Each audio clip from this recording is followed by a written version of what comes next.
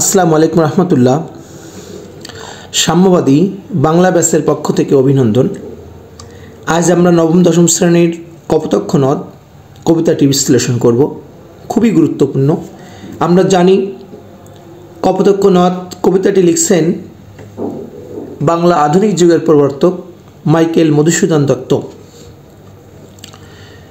আমরা প্রতিটি শব্দের ব্যাখ্যা করব। প্রথমে আমরা একটু খেয়াল করি, মাইকেল মধুসূদন দত্ত 1824 সালে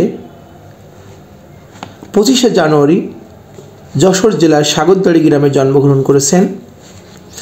স্কুল জীবন শেষে তিনি কলকাতার হিন্দু কলেজে ভর্তি হন এবং এই কলেজে অধ্যয়নকালে ইংরেজি সাহিত্যের প্রতি তার অনুরাগ জন্মে 1842 খ্রিস্টাব্দে তিনি খ্রিস্টান ধর্ম গ্রহণ করেন। এই যখনই তিনি খ্রিস্টান ধর্ম গ্রহণ করেন, মূলত হবে এটা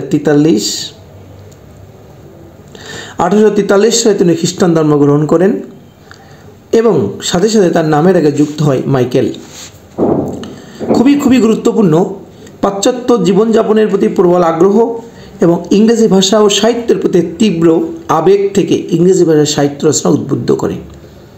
আমরা সবাই জানি মাইকেল মধুসূদন দত্ত বাংলাকে ত্যাগ করে উনি বিদেশে চলে যান, ফ্রান্সে চলে যান এবং ভার্সাই নগরীতে যেয়ে তিনি এই কবিতাটা লেখেন এবং তিনি যা মাতৃভাষাকে অবজ্ঞা করে, মাতৃভাষাকে মোহে না পড়ে বিদেশি সাহিত্যের মোহে তিনি পড়ে তিনি যে সাহিত্য রচনা করেছেন এবং তিনি নিজের ভুল বুঝতে পেরেছেন এবং কপোতাক্ষ নদ, অনেক নদ নদী তিনি দেখেছেন, কিন্তু কপোতাক্ষ নদ যেমন মনের ক্ষুধা মেটাতে পারে সক্ষম হয়েছে, ঠিক তেমন অন্য কোনো নদ নদী তিনি ওইভাবে তার মনের তৃষ্ণা, স্নেহের তৃষ্ণা মেটাতে পারেনি।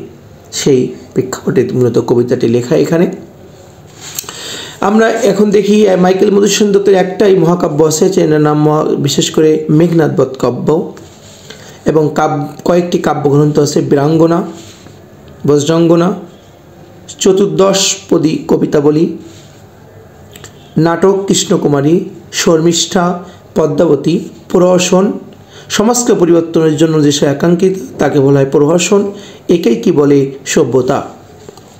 এবং তিনি 29শে জুন পরলোক গমন করেন। আমি একটা ছন্দ লিখছি এখানে। নাটক কৃষ্ণ শর্মীকে নিয়ে পদ্মায় যাই, এগুলো তার নাটক। কৃষ্ণকুমারী, শর্মিষ্ঠা এবং পদ্মাবতী। এখন আমরা যাই তাহলে আমরা মূল কবিতাতে। সতত মানে সর্বদা, হে নদ মানে হে কপোতাক্ষ নদ, তুমি পড়ো মোর মনে, মানে তুমি সবসময় আমার মনে পড়ো, তোমাকে মনে করি। কখন? সতত সর্বদা তোমার কথা, মানে ওই নদের কথা ভাবি এ বিরলে। বিরলে মানে হচ্ছে একান্ত নিলিবিলিতে। যখন একান্ত নিলিবিলিতে আমি বসি তখন তোমার কথা সবসময় আমি ভাবি। যদি পরীক্ষা আসে তাহলে আমরা কি ব্যাখ্যা লিখতে পারি এখানে একটু আমরা খেয়াল করি।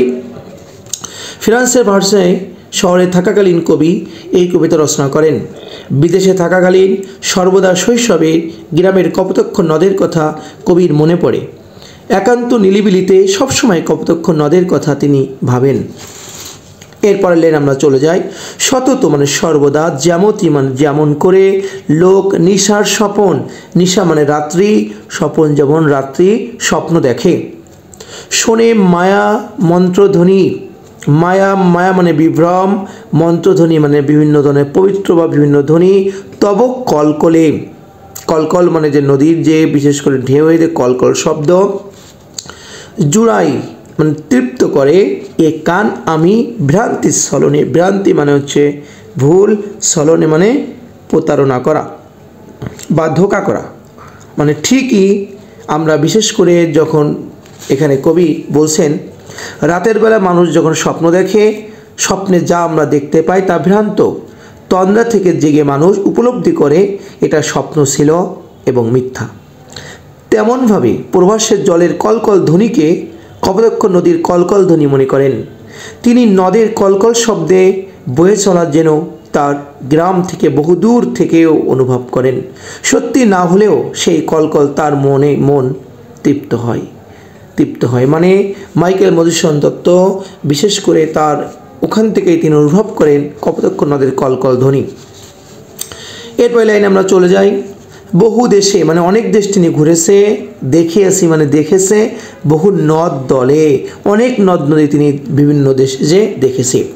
কিন্তু এ স্নেহের তৃষ্ণা, স্নেহের মানে ভালোবাসার তৃষ্ণা মিটে কার জলে, ভালোবাসার তৃষ্ণা কোনো নদী তাকে মিটাতে পারেনি। কবি কি বলছে? কবি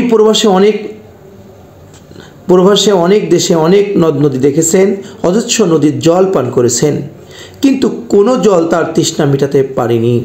কিন্তু কপোতাক্ষ নদীর জল পান করেছেন, তাই অন্যান্য নদীর জলে তার তৃষ্ণা মেটে না। তার ভালোবাসার তৃষ্ণা কেবল কপোতাক্ষ নদই নিবারণ করতে পারে। এই লাইন দ্বয়ে জন্মভূমির প্রতি ভালোবাসা প্রকাশ পেয়েছে। যদি আমরা অনুধাবন প্রশ্ন আসে তাহলে আমরা লিখব জন্মভূমির প্রতি একটা ভালোবাসা। অনেকবার পরীক্ষা আসে এটা, এ স্নেহের তৃষ্ণা মিটে কার জলে দ্বারা কি বোঝানো হয়েছে? মূলত জন্মভূমির প্রতি প্রবল ভালোবাসা, নদ নদীকে কপোতাক্ষ নদকে স্মরণ করা, এটা বোঝানো হয়েছে। এবার বলছেন দুগ্ধ মানে দুধ, স্রোতরূপী মানে জল প্রবাহের মতো তুমি জন্মভূমি স্থানে। কবি সবসময় আমরা একটু খেয়াল করবো এখানে, বিশেষ করে কবি এই যে কপোতাক্ষ নদের স্রোত, কবি এখানে তুলনা করছেন। কবির ভাষায় তার জন্মভূমি যেন মায়ের স্তন, তাহলে কি জন্মভূমিকে মায়ের স্তন, এবং কপোতাক্ষ নদের জল প্রবাহ যেন মায়ের বুকের দুধ। তাহলে কপোতাক্ষ নদের জল প্রবাহ মায়ের বুকের দুধ। কেবল মায়ের দুধই যেমন সন্তানকে তৃপ্ত করে, পুষ্ট করে, তেমনি এই নদীর প্রবাহ যেন মায়ের বুকের দুধের মতো তার তৃষ্ণা মিটায়। এখানে নদের স্নেহধারাকে কবি এখানে বুঝিয়েছেন। তাহলে কি বুঝিয়েছেন? নদের স্নেহধারা। তাহলে আমরা একটা বুঝতে পেরেছি যে এখানে এই যে নদের কপোতাক্ষ নদের জল প্রবাহ যেন মায়ের বুকের দুধ, এবং কেবল মায়ের দুধই যেমন তৃপ্ত করতে পারে, ঠিক কপোতাক্ষ নদ ওইভাবে করে কবিকে তৃপ্ত করছে। এবার বলছে খুব আক্ষেপ করে, আর কি হে হবে দেখা? আর কি কখনো দেখা হবে? যখন কারোর সামনে দেখা হয় না, অনেক দিন পরে দেখা হয়, আমরা অনেকে বলি আর কি হবে দেখা? যতদিন যাবে প্রজারূপে, প্রজা মানে কি? আমরা সাধারণত প্রজা মানে কপোতাক্ষ নদকে কবি এখানে প্রজা মনে করেছেন। রাজরূপ মানে রাজার সঙ্গে সাগরকে তিনি তুলনা করছেন। তাহলে কপোতাক্ষ নদকে তিনি প্রজা করছেন, আর রাজরূপ মানে রাজার সঙ্গে সাগরকে তুলনা করছেন সাগরের দিতে। বাড়ি মানে জল, রূপ মানে মতো, কর মানে খাজনা তুমি। যেমন করে আমরা যেমন খাজনা দিয়ে থাকি সরকারকে, ঠিক কবিতায় কপোতাক্ষ নদের পানি সাগরকে, মহাসাগরকে বা সাগরকে, বঙ্গোপসাগরকে কবি খাজনা হিসেবে তার পানিটা দেন। এ মিনতি গাবে বঙ্গজনের, বঙ্গেজ মানে বঙ্গে যে জন্মেছে, কানে শখে সখা রীতে, সখা মানে বন্ধুত্ব, রীতিতে বন্ধুত্ব রীতিতে তারা এগুলো দিয়ে থাকে। কেমন? আমরা একটু ব্যাখ্যা আমরা পড়ি। প্রজা যেমন রাজাকে কর দেয়, কপোতাক্ষ নদও যেন প্রজা রূপে তার জলধারা কর হিসেবে সাগরকে প্রদান করে। আমরা যেমন রাজাকে দিয়ে থাকি ঠিক ওই রকম। প্রবাসে আটকে পড়া কবি আকুল চিত্তে বাংলার কপোতাক্ষ নদের নামে কবিতা লিখেছেন, গান গাইছেন। কবি প্রার্থনা করছেন যে বন্ধু কপোতাক্ষ নদ যেন বন্ধুত্বের খাতিরে তার বয়ে চলা জলরাশির কল কল রবে সেই কাব্য গান বাংলার মানুষের কাছে আজীবন গেয়ে শোনান। এবং কি কবির ইচ্ছে কপোতাক্ষ নদ যেন তার জলরাশির কল কল রবে তাকে চিরদিন ধরে রাখে। যদি কোনো দিন ফিরে যেতে নাও পারে, তবুও কপোতাক্ষ নদ যেন কবিকে মনে রাখে, তার ভালোবাসার কথা পৌঁছে দেয়।